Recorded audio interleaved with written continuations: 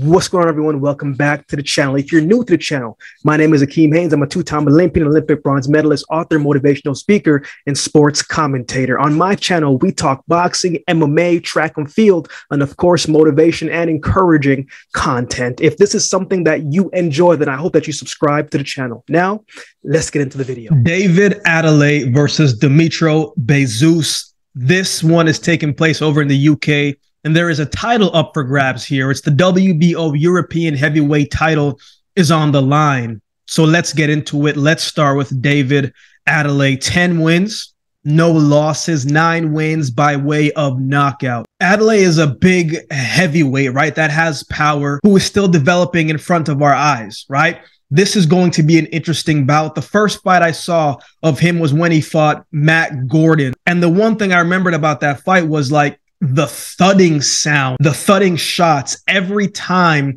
Adeleye let his hands go, Matt Gordon was coming into that one with a 2-2 record, right? But he's tough. And that to me was a test for Adeleye to see if he could set up his shots in order to get the knockouts and not rush the knockout and possibly get himself in trouble. But off initial thought, I thought he looked good, right? We know he's got power, but he's got good feet as well, and he can move, right? He's a good body puncher. Saw some good things from him when I first saw him in that fight. I thought he had lots of upsides, but you could see he was still developing, right? I know a lot of people are making comparisons to him with people like Daniel Dubois and even forms of Dillian White, right? And Daniel Dubois, yeah, maybe a little bit of that there, but I think through 10 fights, I would say Dubois is a little bit more polished and a more complete fighter. And that's not to say Adeleye won't get there. I think he's been fighting the right fights up until he fought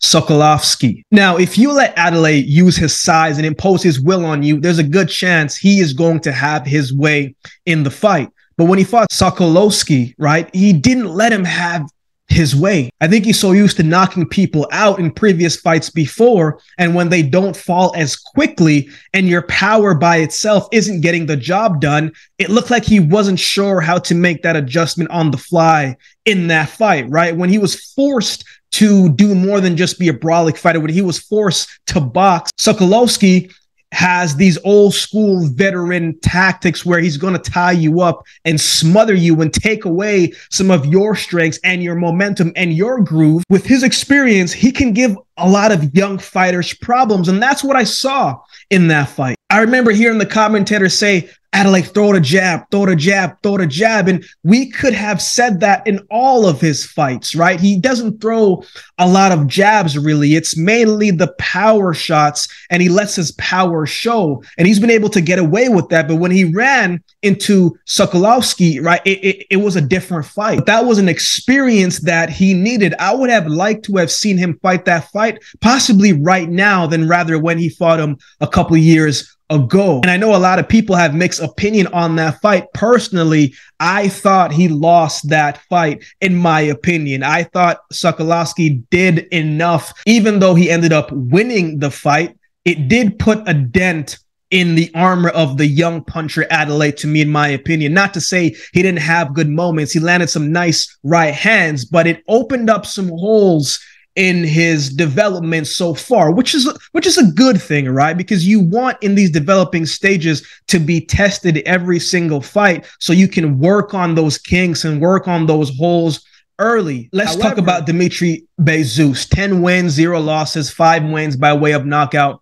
Besuz is a well-decorated kickboxer, right? He had a record of 30 wins and 10 losses as a kickboxer. So one thing we know the man can take a shot, and we know that he is tough. He's an imposing figure, man. 6'7", over 260 pounds, and he can box, right? He uses his jab well. Even with his size, he's a guy that looks more like a boxer than a puncher, whereas Adeleye is a puncher more than a boxer. However, Besuz, he's not really a volume puncher, and sometimes he throws shots one at a time without following it up with something else. And with that being said, I've only seen limited tapes on him from a boxing standpoint. He's not much of a complex fighter, not much of a body puncher, right? And maybe it's tough for him as a 6'7" guy going to the body. I mean, Tyson Fury is 6'9", but he still goes to the body. So maybe it's just something that he doesn't really aim for or like to do,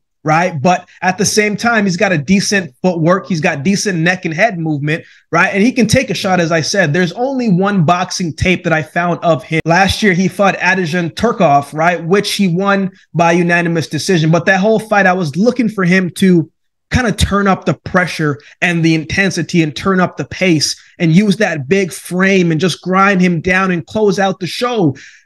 But the more I watched, it never came. He looked like he was playing it safe, kind of just going through the motion. So I went back and watched some of his kickboxing tapes, and that aggression was there. However, watching those tapes also showed me something else. He did struggle in fights when his opponents was more athletic and aggressive and had the power to back it up.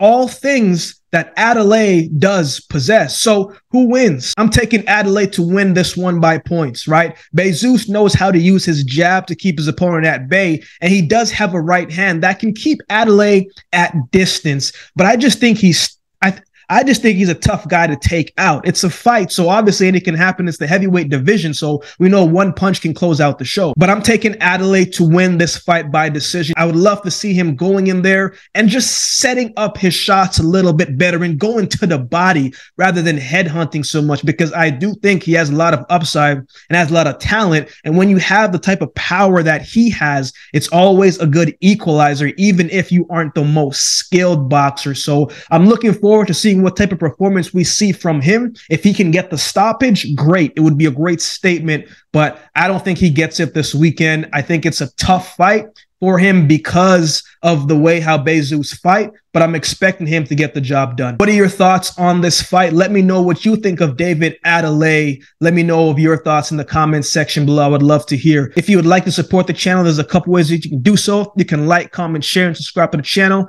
If you would like to support by way of donation, you can find options in the description below. Also, my Cash App handle will be on screen as well. Any amount goes towards the growth of this channel and will be greatly, greatly appreciated. So with all that being said, if you've been watching the video this long, then do me a favor and subscribe to the channel, and we'll definitely see you next time.